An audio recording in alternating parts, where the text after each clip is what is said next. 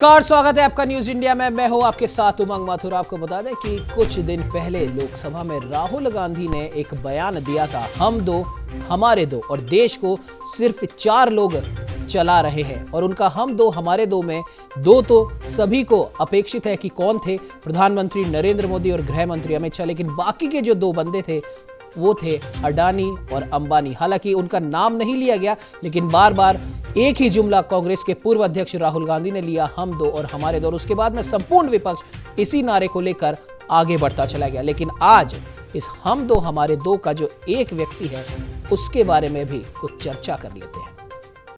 जी हां, अपने हर भाषण में अडानी और अंबानी का नाम लेकर केंद्र सरकार को कोसने वाले राहुल गांधी पर भाजपा ने अब निशाना साधा है। राजस्थान और महाराष्ट्र सरकार की ओर से अडानी ग्रुप को सोलर पावर प्रोजेक्ट्स और दिघी पोर्ट दिए जाने पर भाजपा ने कांग्रेस के पूर्व अध्यक्ष राहुल गांधी से पूछा, क्या यही हम दो हमारे दो हैं? आपको बता दें कि अडानी ग्रुप राजस्थान में 9,700 मेगावाट के सोलर हाइब्रिड और विंड एनर्जी पार्क विकसित करने की तैयारी कर रहे हैं।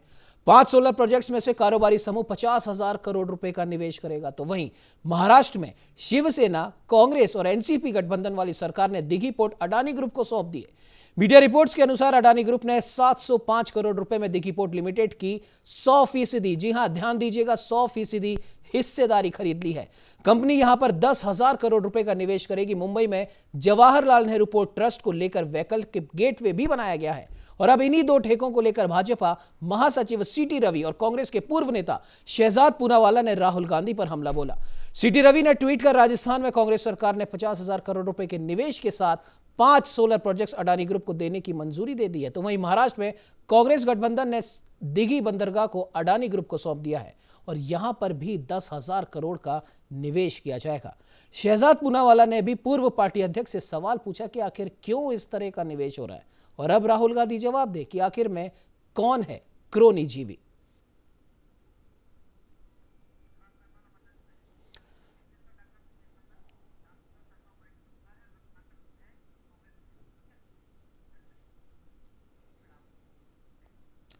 तो इस पर बात करने के लिए हमारे साथ वरिष्ठ पत्रकार श्याम सुंदर शर्मा जी जुड़ चुके हैं, कांग्रेस के नेता रत्नाकर सिंह जी भी जुड़ चुके हैं और डॉक्टर ब्रजेश नंदन नेता हैं बीजेपी के, वो भी जुड़ चुके हैं। आप तीनों ही मेहमानों का न्यूज इंडिया में बहुत बहुत स्वागत है। रत्नाकर सिंह जी, सबसे पहले मैं आपके पास आना चाहूंगा, जिस प्रकार से सदन में राहुल गांधी ने हम दो हमारे दो का एक नारा बुलंद किया और उसके बाद तमाम विपक्षी पार्टियां हम दो हमारे दो नारे को लेकर आगे बढ़ती चली गई। लेकिन क्या आप भूल गए कि अडानी ग्रुप, जो हम दो हमारे दो में से एक हैं, उसने राजस्थान में भी निवेश किया हुआ है, वो भी 9,700 करोड़ रुपए के प्रोजेक्ट्स का, सोलर एनर्जी और विंड एनर्जी का। और वहीं महाराष्ट्र में जहां आप गठबंधन में हैं, वहां पर 705 करोड़ रुपए का निवेश किया है। पूरा का पूरा एक दिघी पोर्ट अडानी ग्रुप को सौंप दिया गया है। तो जब अडानी आपकी भी सहायता कर रहे हैं तो फिर आपको आखिर आपत्ति क्या है अडानी से?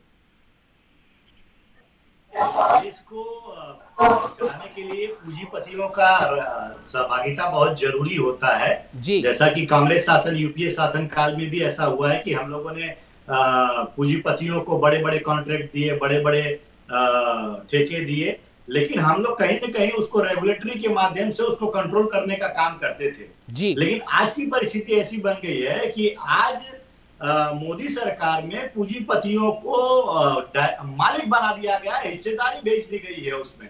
रत्नाकर सिंह जी, माफ कीजिएगा बीच में आपको इंटरप्ट कर रहा हूं। महाराष्ट्र सरकार ने, जिसमें आप भी गठबंधन में, और वो भी ना एनसीपी, ना शिवसेना और ना कांग्रेस किसी भी प्रकार से कोसने में थकती नहीं है, लेकिन आपने तो 100% हिस्सेदारी, आप समझते हैं रत्नाकर सिंह जी, एक पूरे के पूरे पोर्ट की 100% हिस्सेदारी दे दी। देखिए, मैं वही बोल रहा हूं, मैं आपको समझाना चाह रहा हूं कि पूरे देश में पूंजीपति को वैल्यू देना चाहिए, पूंजीपतियों के माध्यम से इन्वेस्टमेंट कराना चाहिए, जॉब क्रिएट करना चाहिए और चीजों को स्मूथ करके लेके चलना चाहिए आगे।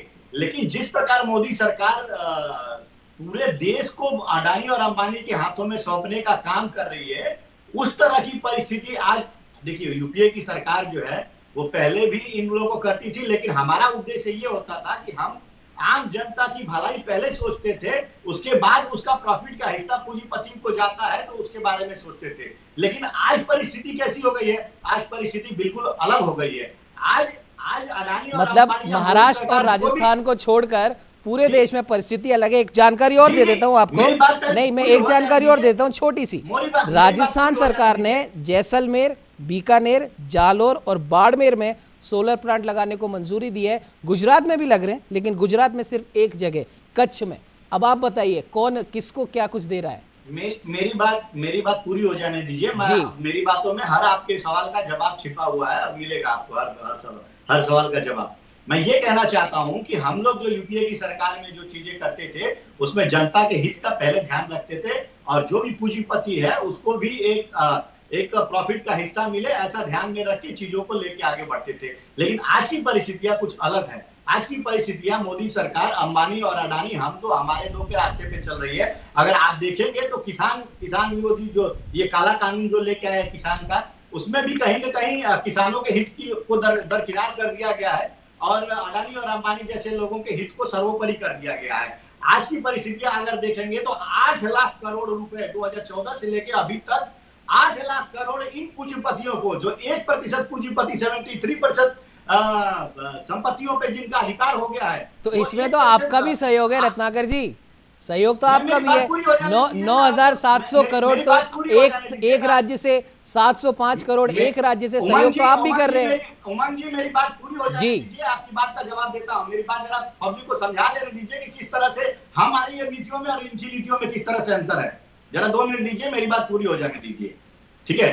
तो आज जो परिस्थितियां हैं वो समाजवाद की तरफ से लेके पूंजीवाद की तरफ मोदी सरकार ने डाइवर्ट कर दिया है। यानी कि अमीर अमीर होता जा रहा है और गरीब गरीब होता जा रहा है। आज जो बिल लाया जा रहा है वो अंबानी और अडानी लोगों को विशेष तौर पे ध्यान में रख के लाया जा रहा है, कि चाहे वो कृषि कानून बिल हो, चाहे वो 8 lakh crore loan right of करने की बात हो। हमने कभी 8 लाख करोड़ रुपया किसी पूंजीपति का राइट ऑफ नहीं किया है, हमने किसानों का लोन राइट ऑफ किया है। तो कहीं ना कहीं हमारी रत्नाकर जी एक बात यहाँ पर समझने वाली है, सुनिए रत्नाकर जी, सुनिए रत्नाकर जी, एक बात यहाँ पर समझने वाली ये है कि जिन कृषि कानूनों की आप लोग बात कर रहे हैं, जिन्हें काला कानून आपने कह दिया है, सरकार का हर नुमाइंदा आपसे पूछ चुका है कि वो काला क्या है, वो आप बता नहीं रहे।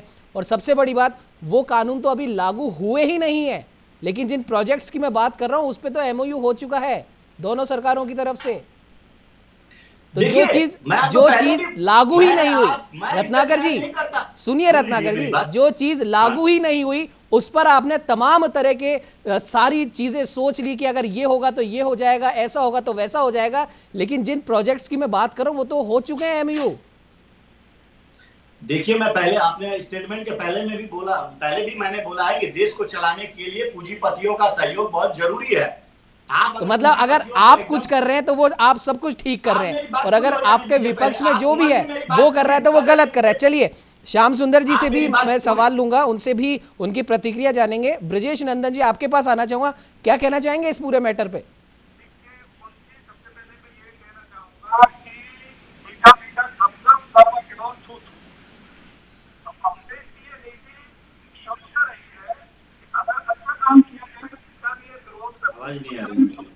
ब्रजेश जी, आपसे दोबारा हम संपर्क करेंगे, तकनीकी खामी की वजह से आपकी आवाज़ हम तक साफ नहीं पहुंच पा रही है।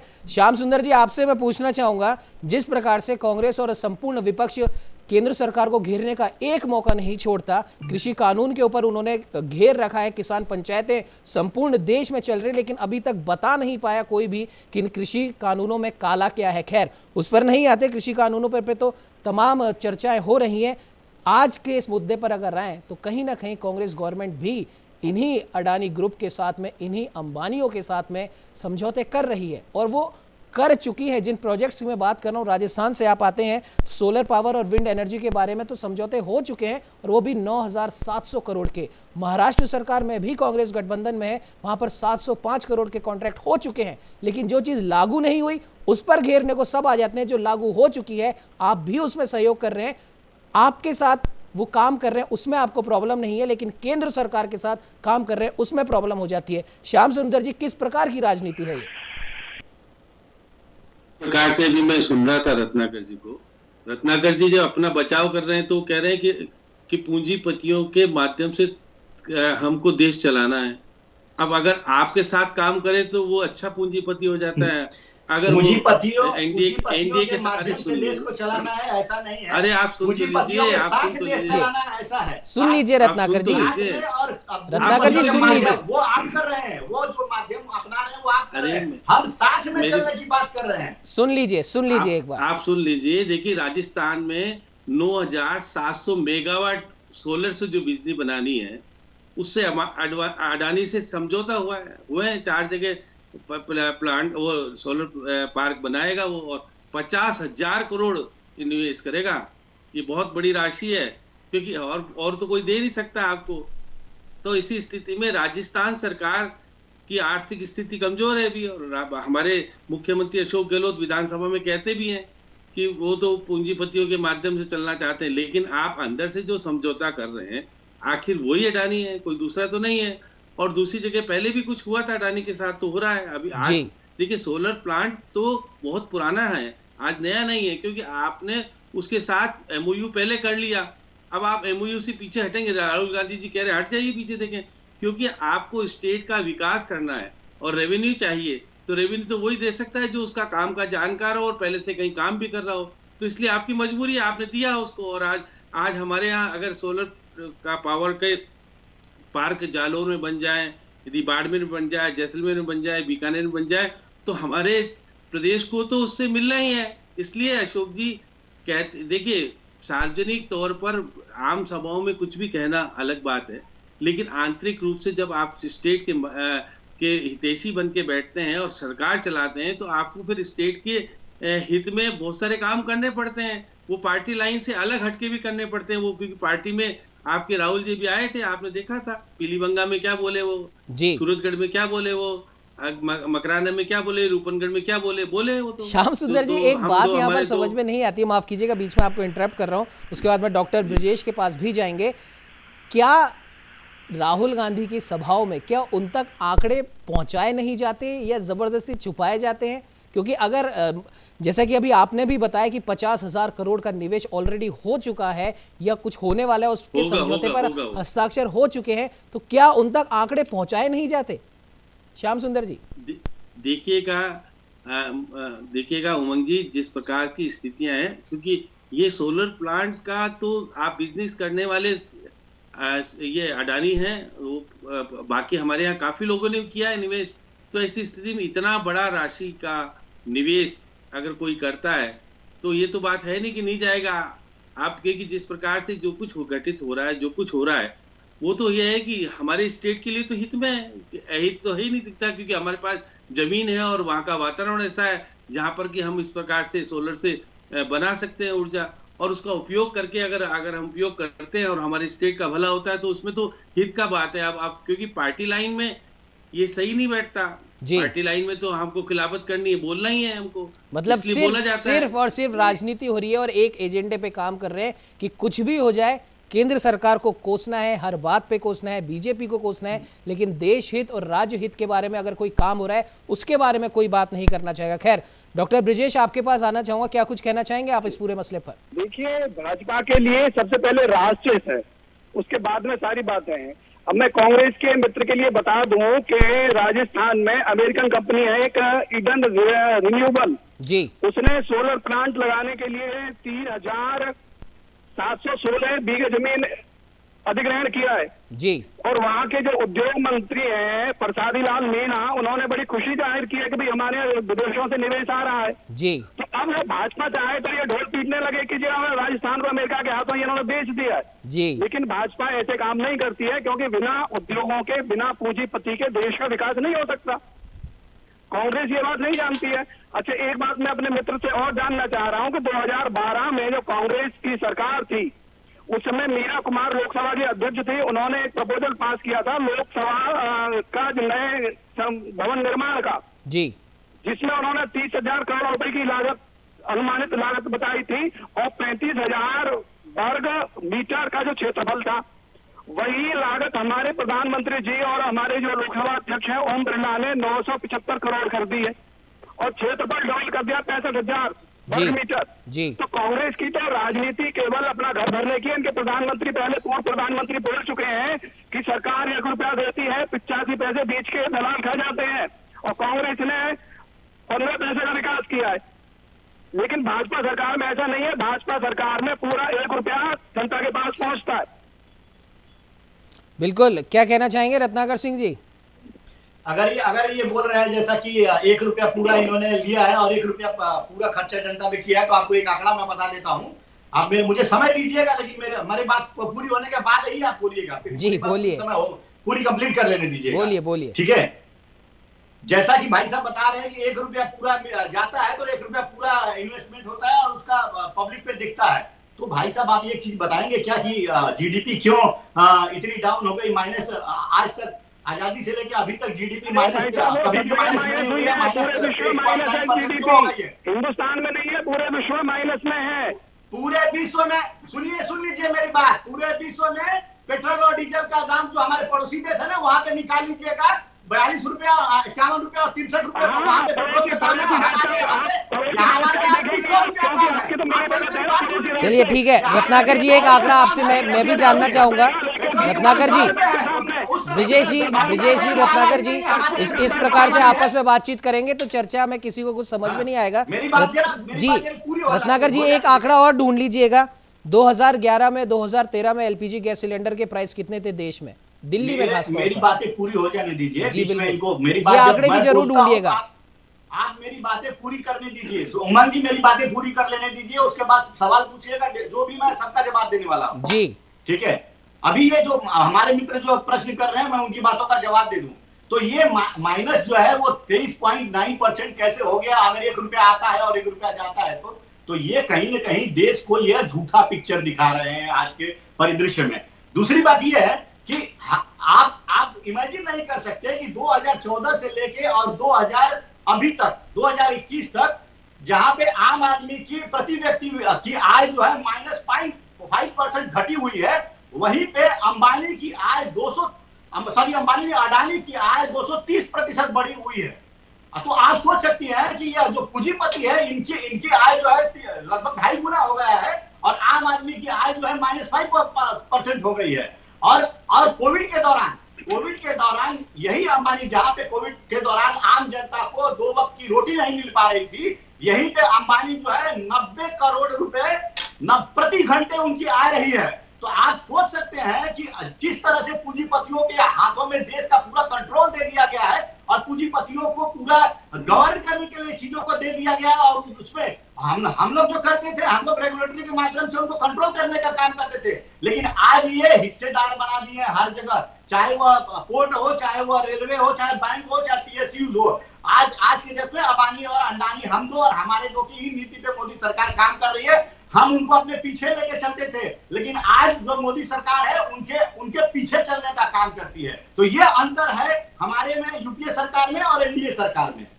जी, मतलब आप कहना चाहते हैं कि सिर्फ 6 साल में अडानी अंबानी की संपत्ति इतनी बढ़ गई और पिछले 70 साल में उनकी आमदनी में ज़्यादा कुछ इजाफा नहीं हुआ था। 50,000 करोड़ तो आपने ही दे दिए, 705 करोड़ आपने ही दे दिए, और आप फिर इल्ज़ाम लगाते हैं कि सब कुछ केंद्र सरकार कर रही है।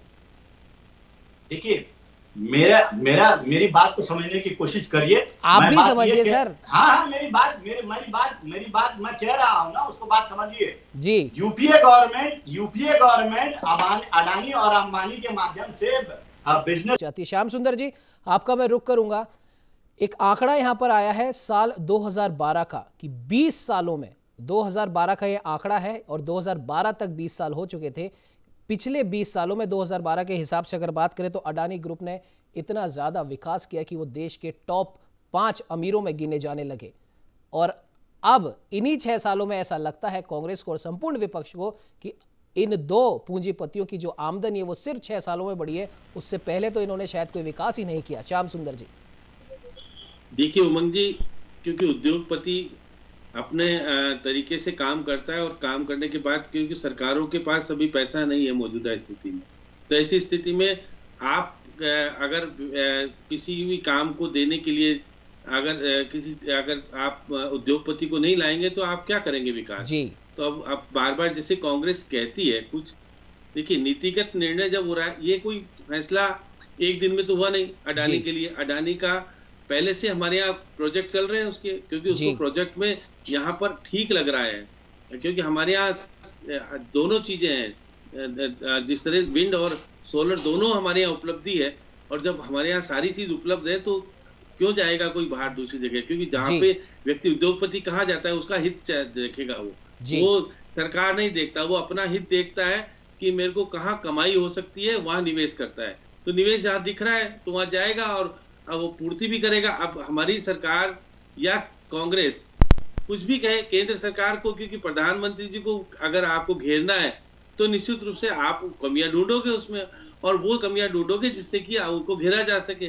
क्योंकि पार्लियामेंट में जिस प्रकार से हम दो हमारे दो कहने की बात हो गई, लेकिन कोई भी हमारे, देखिए एनडीए के लोग भी वहां मौजूद थे, कहना चाहिए, क्योंकि राजस्थान से तो हम 25 सांसद भेज चुके हैं, जिसमें 24 तो अभी प्योरली बीजेपी के हैं। तो उनको बोलना चाहिए कि साहब राहुल गांधी जी, जो आप यहाँ संसद में बोल रहे हो, हम दो हमारे दो, राजस्थान में भी तो उसमें से एक है जो कि आपके सबसे बड़ी स्टेट है, मुख्यमंत्री अशोक गहलोत के पास अभी देश की, और यहाँ तो प्योरली कांग्रेस का शासन है।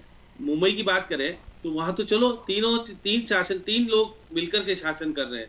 वहां पे भी देखिएगा कि अडानी ने लिया है, और वहां लिया है पोर्ट को 100% ले लिया, उसपे कोई दूसरा कुछ भी नहीं होगा, उसका 100% मालिकाना हक होगा। तो प्राइवेटिज्म तो हो रहा है, निजीकरण की तरफ आप जा रहे हो, और आपको मजबूरी में देना ही पड़ेगा, क्योंकि हमारे पास जब पैसा कोविड के दौरान हमारे यहाँ क्या स्थिति बनी, माइनस में, हम राजस्थान भी माइनस में, अभी कह रहे थे कि देखिए जीडीपी घट गई।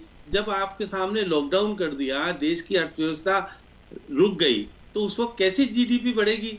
9.5% हम माइनस में, वित्तीय घाटा हमारा 9.5% जो कभी सोचा नहीं था। अब उसको घाटे को कम करने के लिए हमको निश्चित रूप से उद्योग धंधे देने पड़ेंगे निजी हाथों में, नहीं तो हम नहीं कर पाएंगे। यही कारण है कि हमारे बहुत सारे उपक्रमों को देने की बात हो रही है, क्योंकि हम उसको चला नहीं पा रहे, घाटे में जा रहे हैं, तो हम उसको देंगे।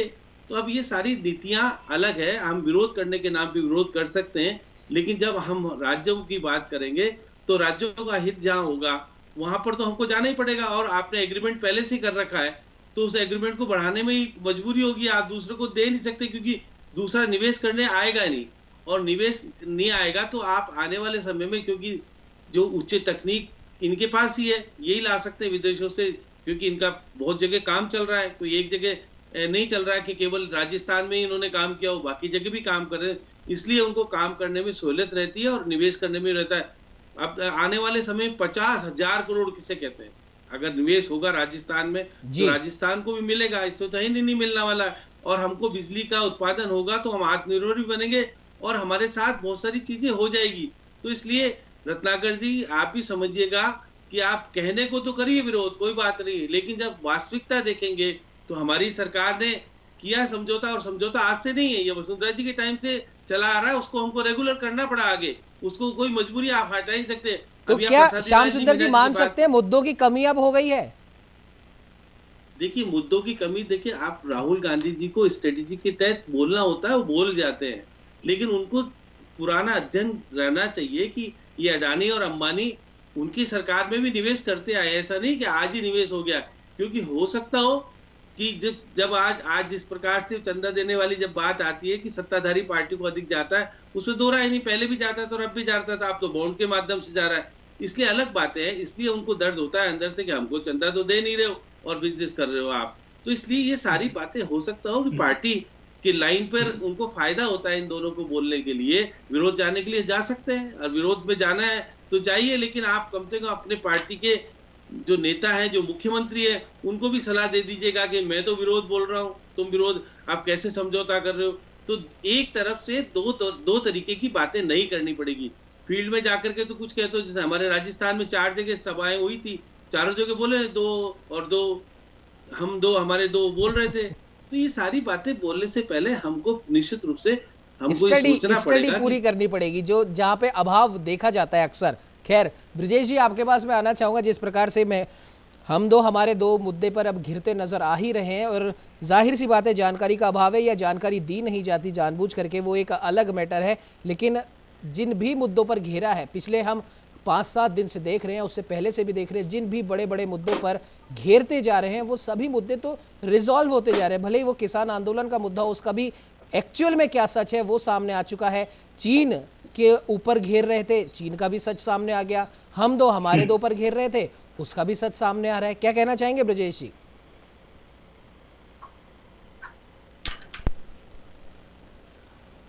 ब्रजेश जी आवाज सुन पा रहे हैं आप मेरी? लगता है तकनीक खामी की वजह से उनसे संपर्क के बारे में। रत्नाकर जी आपके पास ही मैं आना चाहूँगा। आपने पिछले कुछ महीनों में कई मुद्दों पर केंद्र सरकार को घेरा है, भले वो कृषि बिल वाला मुद्दा हो, चीन का मुद्दा हो, या फिर हम दो हमारे दो का मुद्दा हो। और इन तीनों ही मुद्दों पर किसानों के मामले में भी कहीं ना कहीं वो सच भी सामने आ गया कि इतना ज़्यादा वो बवाल क्यों हुआ। और उससे भी अगर आप इनकार करें तो वो एक अलग बात है, वो एजेंडा हो सकता है। और रही बात चीन वाली, उसका भी सामने आ चुका है। और अब हम दो हमारे दो, ये भी खुल के सामने आ गया। क्या वाकई में मुद्दों की कमी है या सिर्फ काम कोसना ही रह गया है? देखिए, जो मुद्दे हैं, चीन से संबंधित हो, चाहे किसान कृषि बिल से संबंधित हो, चाहे अडानी और अंबानी से संबंधित हो, ये मुद्दे हमने उठाए हैं, सदन में भी उठाए हैं, सड़क पे भी उठाए हैं और मीडिया के भी सामने उठाए हैं। लेकिन सरकार जो है इसमें सच्चाई, जो अर्धसत्य दिखाने का काम करती है, चाहे वो तीनों में से कोई भी मुद्दा है। अगर आप ले लीजिए चीन का ही मुद्दा, मैं अगर देख लेता हूं तो चीन के मुद्दे में क्या सच्चाई बताया है रक्षा मंत्री जी ने? रक्षा मंत्री जी ने बताया है क्या कि हमारा फिंगर 4 तक जो कंट्रोलिंग था वो अभी नए समझौते के हिसाब से हम लोग फिंगर 3 तक आ गए, ये बताया है उन्होंने। फिंगर 8 तक जो हमारा पेट्रोलिंग का राइट था, उन्होंने बताया क्या कि हम फिंगर 8 तक पेट्रोलिंग राइट हमारा जो छिन गया है? नहीं बताया है। अर्ध सत्य बताने का काम माननीय रक्षा मंत्री जी ने किया। पहले मेरी बात सुन लीजिए, जो आपने प्रश्न पूछा है, पहले आप मेरी बात सुन लीजिए। जो भी मैं आपके तीनों मुद्दे पे सफाई देना चाहता हूं आपके चैनल के माध्यम से। कृषि मुद्दे पे जो कह रहे हैं कि आप जो कृषि मुद्दे पे जो कह रहे हैं कि हमने गिरते नजर आ रहे हैं, आपकी कृषि कानून, तीनों बिल, काला कानून जो हम बता रहे हैं, उसमें काला क्या है मैं आपको बता देता हूं। इसमें काला जो है, मोदी सरकार के मन जो है वो काला है। वो किसान हित में बात नहीं करना चाहती है, वो अंबानी अडानी के हित में बात करना चाहती है। उसका कारण ये है कि उसने भंडारण का छूट दे दिया है। भंडारण की छूट में मतलब कि काला बाजारी बढ़ेगा। उसने मंडियां, जो सरकारी मंडियां हैं, उन सरकारी मंडियों को साजिश के तहत खत्म करने का एक जो काम कर दिया, वो प्राइवेट मंडियों को अधिकार दे दिया कि आप खोलिए और बेचिए। और आपने देखा होगा कि जब 6-7 महीना जो कृषि कानून लागू था, उसमें कितना करोड़ रुपए किसानों के जो है वो फ्रॉड में चले गए हैं। तो कृषि कानून का ये नुकसान है, वो आप नहीं दिखाएंगे या मीडिया नहीं दिखाएगी, वो नहीं बताएंगे लोगों को। और रही बात हम दो हमारे दो की, तो हम दो हमारे दो में हम जो अंबानी, देश हित में पूंजीपति बिल्कुल जरूरी है। देश हित में पूंजीपति रोजगार क्रिएट करते हैं, इंफ्रास्ट्रक्चर क्रिएट करते हैं, इन्वेस्टमेंट लाते हैं, बिल्कुल जरूरी है। हम भी करते थे, लेकिन हमारा तरीका अलग था। आज जो इन्वेस्टमेंट क्या तरीका था रत्नाकर जी? अलग की जा रही है, वो अंबानी और अडानी को सर्वोपरि रख के किया जा रहा है। अलग क्या तरीका था जनता के हित को रत्नाकर जी? अलग क्या तरीका है? वो अलग तरीका मैं पूछना चाह रहा हूं आपसे, क्योंकि महाराष्ट्र की अगर बात करें तो दिघी पोर्ट को पूरी की पूरी 100% हिस्सेदारी बेच दी है। 100% समझते हैं आप? बिल्कुल। आप ये समझने की कोशिश करिए कि देश की मूलभूत संरचना क्या है। रत्नाकर जी आप तो समझिए 100% का मतलब क्या होता है। चलिए आप बता दीजिए 100% में कौन सा रेगुलेटरी ऑप्शन आप वहां पर लगाएंगे? मेरी बात समझ, मैं आपका जवाब दे रहा हूं, मेरी बात सुन लीजिए। पहले मेरी बात सुन लीजिए। देश की मूलभूत संरचना क्या होती है? रेलवे होता है, पोर्ट होता है, बैंक होता है, पीएसयूज होते हैं, दूरसंचार होता है। ये देश की मूलभूत संरचना होती है। 9 रत्न कंपनियां हमारी किसी जमाने में प्रॉफिटेबल होती थी और उसके माध्यम से हम जो रेवेन्यू जनरेट करते थे और देश और टैक्स के माध्यम से या अन्य माध्यमों से हम देश के विकास में लगाते थे। लेकिन आज वो 9 रत्न कंपनियों को बेचने का काम, मैं फिर से शब्द इस्तेमाल करूंगा, बेचने का काम ये मोदी सरकार ने अंबानी और अडानी जैसे लोगों को। महाराष्ट्र में जो हुआ है उसके बारे में क्या कहेंगे आप? महाराष्ट्र में जो हुआ है वो उनका, देखिए मैं पहले भी बोला हूं इस चीज को कि बिना पूंजीपतियों के देश को चलाना मुश्किल होता है। नहीं, महाराष्ट्र में जो हुआ है आप सिर्फ उस बारे में बताइए ना। महाराष्ट्र के बारे में नहीं बता रहा हूं, मेरी बात सुन लीजिए। लेकिन सिर्फ पूंजीपतियों का भलाई ही हमारा मकसद रहेगा। सर 100% दे दिया समाज में। रत्नाकर जी 100%, मैं बार बार इस शब्द का प्रयोग कर रहा हूँ। 100% भलाई पहली प्राथमिकता हो चाहिए कि हमारा आम आदमी जो अंतिम पंक्ति में बैठा अंतिम व्यक्ति है, उसके हिसाब से कैसे उसको भलाई हो सके, ये सोचना सरकार का काम है, ये सोचना मोदी जी का काम है। लेकिन उनका सोच पहले अंबानी और अडानी जैसे लोगों की। देखो महाराष्ट्र सरकार में तो आप हैं, एनसीपी है, शिवसेना है, आपने फिर मैं उस शब्द का प्रयोग कर रहा हूँ 100% सौंप दिया। हाँ जी, उसके बारे में कुछ नहीं बोलेंगे? वहां कौन सी जनता की भलाई हो रही है? नहीं, मैं आपको पहले ही बता रहा हूं कि बिना पूंजीपतियों के देश को चलाना थोड़ा सा डिफिकल्ट होता है। पूंजीपतियों को साथ में लेके चलना चाहिए, पूंजीपतियों के माध्यम से देश नहीं चलना चाहिए। चलिए, आप कृषि बिल पे आप बात कर रहे थे कि भंडारण की व्यवस्था और जो काला वाला जो भी आप कह रहे हैं, एक छोटा सा एक मैं आपको पॉइंट दे देता हूं, उसके बारे में थोड़ी सी रिसर्च कर लीजिएगा।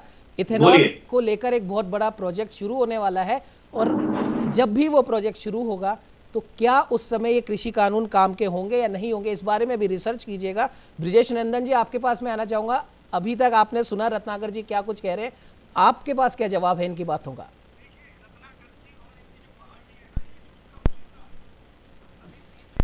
लगता है ब्रिजेश नंदन जी से संपर्क नहीं हो पा रहा है। श्याम सुंदर जी, रत्नाकर जी ने जो भी कुछ भी कहा और जो कह रहे हैं कृषि कानूनों के बारे में भी कह रहे हैं, हालांकि ये चर्चा उनके बारे में नहीं है, लेकिन फिर भी बार बार कृषि कानूनों को काला कहा जा रहा है। और सबसे बड़ी बात यह कि एक्चुअल में उसमें काला क्या है ये कोई बता नहीं पा रहा। ब्रिजेश नंदन जी एक बार फिर से हमारे साथ जुड़ चुके हैं। ब्रिजेश जी, क्या कुछ कहना चाहेंगे रत्नाकर जी की बातों के सवालों के बारे में? जो कह रहे हैं ना काला कानून क्या है, तो इनकी पार्टी नहीं बता पाई कि कानून में काला क्या है। दूसरा जो पार्टी, अरे सुनो भैया, सुन लो पहले रत्नाकर जी सुन लीजिए ना। आपके बीच में कोई नहीं बोला, आपके बीच में कोई नहीं बोला। रत्नाकर जी सुन लीजिए, आप सुनिए। यही तो काम इनका है, बीच में बोलने का, टांग अड़ाने का। पूरे कांग्रेस का काम है। अब ये देखिए, कांग्रेस की जो प्रियंका गांधी है, उन्होंने एक ट्वीट किया था कि ये देखो सेना के जवान अपने परिवार वालों से मिलने आए बॉर्डर पे। वो फर्जी ट्वीट था। उसकी जब जांच पड़ताल की गई तो वो कहीं और का था। उसके 2 घंटे बाद उन्होंने वो डिलीट कर दिया। प्रियंका गांधी जी गंगा में स्नान करती हैं। ये मोदी का विकास दिखाई दे रहा है कि आज गंगा मैया ऐसी हो गई है कि उनमें स्नान किया जा सकता है। रही बात, ये कह रहे हैं अंबानी को इन्होंने बड़ा फायदा पहुंचाया, अडानी को बहुत फायदा पहुंचाया है। तो जब श्रीमती इंदिरा गांधी प्रधानमंत्री थी, तो जो इसके रिलायंस के जो फाउंडर थे धीरू भाई अंबानी, उनके यहाँ खुला दरबार था इंदिरा गांधी का। उन्हें आने जाने की रोक टोक नहीं होती थी। तो सबसे ज्यादा फायदा तो कांग्रेस ने पहुंचाया अंबानी को। और रही बात इनकी कि देखिए, किसी गांव में हाथी अगर जाता है तो सारे गांव वाले जो हैं हाथ जोड़ के खड़े हो जाते हैं कि गणपति का एक स्वरूप माना जाता है। लेकिन कुछ जो कुकर होते हैं ना, वो उसके पीछे भौंकते हैं, हाथी के आगे नहीं भौंकते, पीछे भौंकते हैं। तो उनसे जब पूछा गया कि भाई तुम लोग क्यों भौंक रहे हो, तो वो ये कहते हैं हमें हाथी से परेशानी नहीं है, हमें परेशानी उनसे है जो हाथ जोड़कर खड़े हुए हैं। तो इन्हें परेशानी विकास से नहीं है, इन्हें परेशानी सिर्फ मोदी से है कि पूरा विश्व मोदी के पीछे हाथ जोड़कर खड़ा हुआ है। मोदी ने भारत का मस्तक गर्व से ऊंचा किया है, ये इन्हें हजम नहीं हो रहा है। चलिए ठीक है। श्याम सुंदर जी, क्या कुछ कहना चाहेंगे? देखिए मंजीत, कहने का मतलब है कि कृषि कानून का कांग्रेस विरोध करना चाहिए उनको। लेकिन जब राजस्थान सरकार में जब 3 कानूनों में परिवर्तन करने की बात आई, तो राजस्थान में एमएसपी को उन्होंने कानूनी दर्जा नहीं दिया अपने यहाँ पर। ये बात सही है कि उन्होंने जब कॉन्ट्रैक्ट फार्मिंग करते हैं उसको 5 लाख का जुर्माना किया, बाकी को और बाकी बाहर वाले पे नहीं किया। तो जब आप अपना कानून में परिवर्तन करने जा रहे हैं तो कम से कम ये तो अपने राज्य में तो ये कीजिएगा कि हम तो एमएसपी देंगे, लेकिन नहीं देंगे, आप विरोध करने के विरोध करेंगे। बस ये अगर एमएसपी का, क्योंकि एक एडमिनिस्ट्रेशन आधार पर उसको लागू किया हुआ है और ये सरकार भी उसको एडमिनिस्ट्रेशन ऑर्डर पे ही रखना चाहती है, क्योंकि कभी भी हटाया जाए करा जाए वो हो सकता है संभव। तो इसलिए जो कमियां हैं उसकी पूर्ति करनी चाहिए, नहीं कर पा रहे हैं। आप विरोध करने के नाम पे विरोध मत कीजिएगा। मैं फिर अब बार बार कहना चाहता हूँ, जिस प्रकार से कह रहे थे कि देखो धीरूभाई अंबानी ने तो इस देश में खुद क्या थे और उसके बाद कैसे बने और इस देश को बहुत कुछ दिया जी, ये बात सही है, उसमें 2 राय नहीं, इसमें नकारा भी नहीं जाना चाहिए। रिलायंस ने अभी बीच में एक बार आपने देखा होगा, उन्होंने कहा कि हम तो इस कृषि कानून के संबंध में जो हमारे लिए कहा जा रहा है, हम कोई निवेश नहीं कर रहे, हमारा कोई लेना देना नहीं, उसने खुद ने स्पष्टीकरण दिया था बीच में। तो अब ये वाले बातें हैं कि अगर आप निजीकरण में जाओगे तो निश्चित रूप से पूंजीपति लेंगे आप, कोई तो है ही नहीं, क्योंकि आपके पास इंटरनेशनल मार्केट में वही व्यक्ति खड़ा होगा जिसके पास आज पैसा है, पूंजी लगाने के लिए टेक्निक है। तो अब आपको मजबूरी है आपको, क्योंकि इस प्रतिस्पर्धा में आपको अपना अस्तित्व भी बचाए रखना है और आपका शासन भी चलाना है, और शासन चलाने के लिए पैसा चाहिए तो फिर आपको पूंजीपति के माध्यम से मिलेगा। तो वो सारी चीजें हो रही है। इसलिए सिर्फ विरोध करने के लिए विरोध मत कीजिए, तथ्यात्मक विरोध कीजिए, जो वाकई में जो मुद्दे हैं उन पर बात कीजिए। लेकिन जो काम आप खुद कर रहे हैं उसमें आपको कोई बुराई दिखती नहीं है, लेकिन कोई और कर रहा है, विपक्ष अगर कर रहा है, जैसे राजस्थान में बीजेपी विपक्ष में, केंद्र में सरकार बीजेपी की है, लेकिन तमाम पार्टियां जो उनके विपक्ष में विरोध करती जा रही हैं, बस विरोध करती जा रही हैं। किसान आंदोलन को विरोध कर रहे हैं, हम दो हमारे दो को लेकर एक नया नारा यहां पर छेड़ दिया है, लेकिन खुद क्या कर रहे हैं वो कोई नहीं देखता, उस पर कोई बात नहीं करता।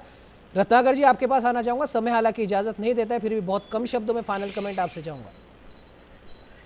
देखिए, मोदी सरकार जो है ये पूंजी समाजवाद से देश को पूंजीवाद की तरफ लेके जा रही है, जहां पे अमीर अमीर होता जा रहा है, गरीब गरीब होता जा रहा है। उसका उदाहरण ये है, उसका उदाहरण, पूरी बात कर लेने दीजिए, फिर बीच में बोलिएगा, 2 मिनट का समय दीजिएगा मुझे जी। इसका उदाहरण ये है कि मोदी सरकार जो है पिछले 6 साल के दौरान में एक आरटीआई में खुलासा हुआ कि 7,94,000 करोड़ रुपए जो मोदी सरकार ने इन पूंजीपतियों का माफ किया है। आज कोई भी बिल लाया जाता है, उस बिल में यह साफ तौर से दिखता है, चाहे वो कृषि कानून बिल हो, चाहे अन्य कोई भी बिल आता है, उसमें यह देखा जाता है आर्थिक रूप से कि इन बिलों में कहीं न कहीं वो अंबानी और अडानी जैसे पूंजीपतियों का पहले सोचा जाता है, किसानों का बाद में सोचा जाता है। किसानों को कोई जरूरत नहीं थी इस तरह की कृषि कानून बिलों का, लेकिन यह बिल जबरदस्ती लाया गया, जबरदस्ती थोपा गया, जबरदस्ती लागू किया गया। उसका परिणाम ये हुआ कि रत्नाकर जी इसलिए हम बोलते हैं कि फैक्ट्स के साथ बातें करेंगे, चर्चा में आएंगे तो ज्यादा अच्छा रहेगा। कृषि कानून बिल कहीं पे लागू नहीं हुआ है, ना किसी पे थोपा गया है। अगर आप ढंग से सुन ले, सदन में जो कह रहे हैं वही बात आप सुन ले, क्योंकि आपके नेता तो अपनी बात बोल के सदन से निकल जाते हैं, बाद में जो बोला जा रहा है उसको वो सुनते नहीं है। प्रधानमंत्री जी ने साफ तौर पर कहा था कि ये वैकल्पिक है, ये कंपलसरी नहीं है, ये वैकल्पिक है, और अभी ये लागू नहीं हुआ है कहीं पर भी। और दूसरी बात आपको मैं बता दूं कि अडानी समूह की सुनिए रत्नाकर जी, फैक्ट बता देता हूं छोटा सा आपको। अडानी ग्रीन एनर्जी ने जैसलमेर में 50 पवन ऊर्जा टरबाइन लगाने के लिए भूमि प्राप्त कर स्टैंप ड्यूटी कन्वर्जन छूट का लाभ प्राप्त किया है। यहाँ पे किसकी सरकार है? चलिए इस बारे में बात फिर कभी कर लेंगे। फैक्ट्स एक बार जरूर रत्नाकर जी आपसे मैं अनुरोध करता हूँ, जरूर चेक कीजिएगा। और श्याम सुंदर जी, बहुत कम शब्दों में फाइनल कमेंट आपसे। श्याम सुंदर जी, बहुत कम शब्दों में। चलिए ठीक है रत्नाकर जी, फैक्ट के साथ आइएगा, फैक्ट्स के साथ आइएगा रत्नाकर जी। अरे आप सुन तो लीजिए जी। श्याम सुंदर जी बोलिए। जैसा आपने कहा, देखिए आपने कहा ये बात हकीकत में सही है कि आप निजीकरण की तरफ नहीं जाएंगे तो आप प्रदेश का भला नहीं कर पाएंगे। और जैसे स्टैंप ड्यूटी में छूट की, क्योंकि योजना में नीति बना रखी, नीति के अंतर्गत छूट मिलेगी तो मिलेगी, उसमें दो राय नहीं, तो फिर आएगा क्यों आपके यहाँ पर? बिल्कुल। तो इसलिए बात सही है कि झूठ आप बोलिएगा और तथ्यात्मक आधार पर बोलिएगा तो निश्चित आपका जो बोला हुआ सही भी होगा, और आने वाले समय में कोई उदाहरण देगा तो सही भी माना जाएगा। सही भी माना जाएगा। चीजें राहुल जी को निश्चित रूप से अभी परिपक्व होने में स्टडी तो करनी पड़ेगी। चलिए ठीक है ब्रिजेश जी, बहुत कम शब्दों में फाइनल कमेंट, बहुत कम शब्द। देखिए ये जो राहुल जी है ना, इन्हें ज्ञान तो है नहीं। अभी ये पुडुचेरी में गए हुए थे तो वहाँ कह रहे थे कि जी जैसे किसानों का मंत्रालय बना हुआ है दिल्ली में, वैसे ही एक मत्स्य मंत्रालय दिल्ली में बनवाया जाएगा। ज्ञान नहीं है आपको ज्ञान नहीं है कि मत्स्य मंत्रालय पहले से मौजूद है। और इनके जो चीफ मिनिस्टर है वो कहते हैं कि ये कह रहे हैं कि हमारे चीफ मिनिस्टर ने बड़ा। चलिए ठीक है। अब कुल मिला के बात यह है रत्नाकर जी, आपसे भी अनुरोध है और तमाम विपक्ष से अनुरोध है कि जो वाकई में देश हित के मुद्दे हैं, राज्य हित के मुद्दे हैं, उन पर कम से कम राजनीति ना हो। अगर फिर भी उन पर राजनीति कर रही है तो फैक्चुअल बेस्ड राजनीति होगी तो ज्यादा सही होगी, आपकी बात सुनी भी जाएगी और मानी भी जाएगी। हमारे साथ जुड़ने के लिए रत्नाकर जी आपका, श्याम सुंदर जी आपका, ब्रिजेश जी आपका, आप सभी का बहुत बहुत धन्यवाद। और देखने वाली बात यह है कि हम दो हमारे दो का नारा देने वाले कांग्रेस के पूर्व राष्ट्रीय अध्यक्ष राहुल गांधी अब अपने इसी नारे में फंसते हुए नजर आ रहे हैं। फैक्ट क्योंकि उनके पास है नहीं या कोई उन्हें देता नहीं है। और जाहिर सी बात है अब एक नई बहस देश में छिड़ चुकी है कि क्या कांग्रेस वाकई में देश हित के बारे में केंद्र सरकार को घेर रही है या सिर्फ अपनी राजनीति के लिए केंद्र सरकार को घेर रही है। फिलहाल हमारी इस चर्चा में इतना ही। देश दुनिया की तमाम खबरों को जानने के लिए आप बने रहिए हमारे साथ और देखते रहिए न्यूज़ इंडिया।